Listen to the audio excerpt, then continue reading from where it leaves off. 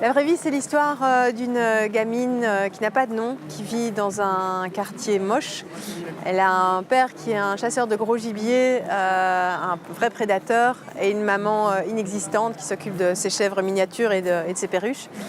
Mais dans tout ça, elle aime son petit frère profondément et il a 4 ans de moins qu'elle, et c'est un amour extraordinaire.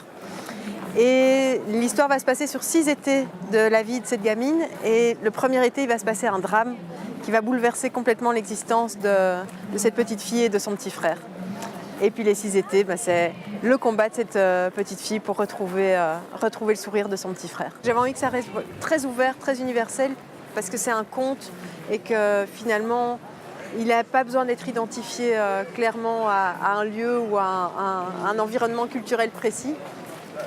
Et cette petite fille, elle m'est venue un petit peu comme ça. Je pense que c'est peut-être la petite fille que j'aurais voulu être, ou j'ai une petite fille qui a cet âge-là aussi, donc je me suis sans doute inspirée d'elle. C'est un conte, mais dans lequel une petite fille va être confrontée à la réalité et va quitter le monde de l'enfance et va vivre cette perte d'innocence qui fait basculer dans l'âge adulte.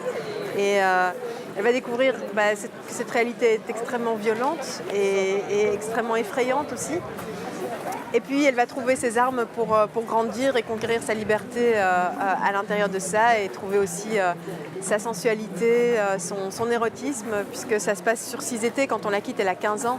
Donc elle a eu le temps aussi de découvrir les joies de la réalité.